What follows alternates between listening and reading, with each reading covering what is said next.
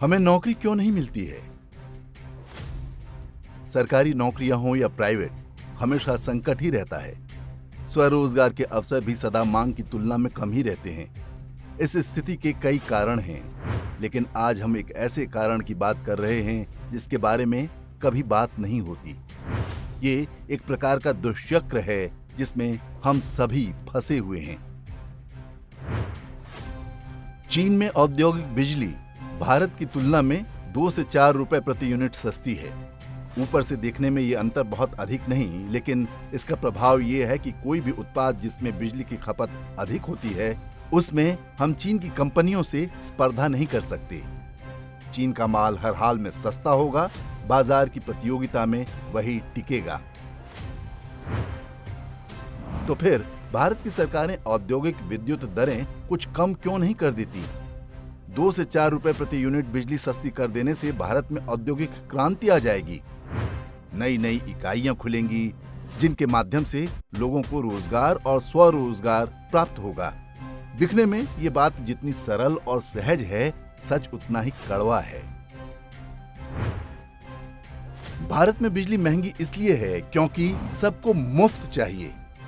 जो भी सरकार मुफ्त या सस्ती बिजली देने की घोषणा करती है, वो उसकी लागत की पूरी वसूली उद्योगों से करती है। जब बिजली महंगी होती है तो उत्पाद की लागत बढ़ती है और उस पर होने वाला लाभ कम हो जाता है। ऐसे में चीन के उत्पादों से प्रतियोगिता की कल्पना नहीं करनी चाहिए। यहां से ही समस्या का अगला चरण आरंभ होता है। भारत में एक ओर अधिक बिजली दर चुका रहे उद्योग हैं, दूसरी ओर एक ऐसी समानांतर उत्पादन व्यवस्था भी है जिसके लिए बिजली की दरें शून्य हैं। ये चोरी की बिजली पर काम करते हैं। इनका बोझ भी अंततः ईमानदार उपभोक्ता ही चुकाता है। देश के हर शहर में ऐसी औद्योगिक बस्तियां हैं जिनमें चोरी की बिजली से उत्पादन हो रहा है। कोलकाता में टेंगड़ा और टोपसिया जैसे क्षेत्रों में चल रही हजारों अवैध यूनिट्स ने बड़े ही क्रमबद्ध रूप से उन उद्योगों को बाहर कर दिया जो सरकारी नियमों का पालन कर रहे थे। ये संयोग मात्र नहीं है कि ऐसे अधिकांश अवैध औद्योगिक उत्पादनों पर एक मजहब विशेष का एकाधिकार है। ईमानदार व्यापारी कब बाहर हो जाता है और बिजली और टैक्स चोरी करने वाला वर्ग बाजार पर छा जाता है, पता नहीं चलता। स्मरण रहे, सरकारों से जब भी हम कोई चीज मुफ्त मांगते हैं तो एक प्रकार से दोनों अरबी मजहबों को फंड कर रहे होते हैं। इस व्यवस्था को संभव बनाता है समाजवाद। समाजवाद में हर व्यवसाय के लिए परमिशन की आवश्यकता होती है। इसे लेना थोड़ा कठिन होता है। नियम कायदे मानने पड़ते हैं, टैक्स चुकाने पड़ते हैं, अक्सर अफसरों और बाबुओं की जेब भी गर्म करनी पड़ती है। लेकिन मजहबी व्यक्ति बिना परमिशन धंधा चालू करता है।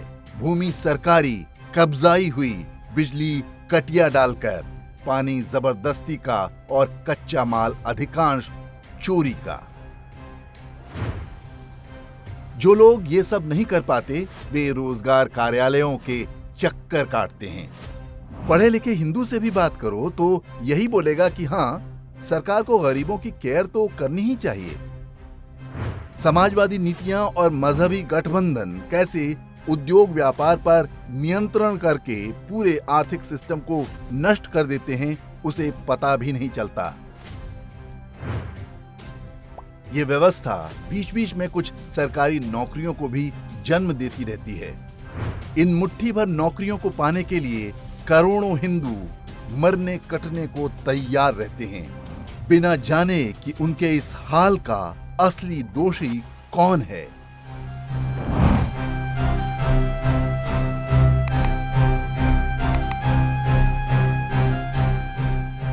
इंडेक्स ऑनलाइन के वीडियो समाज को समर्पित हैं।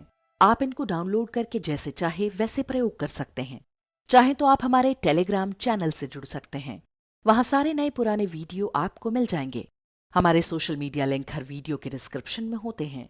हमारा एकमात्र उद्देश्य हिंदू समाज को जागृत और एकजुट करना है। इसमें सहभागी बने। धन्यवाद।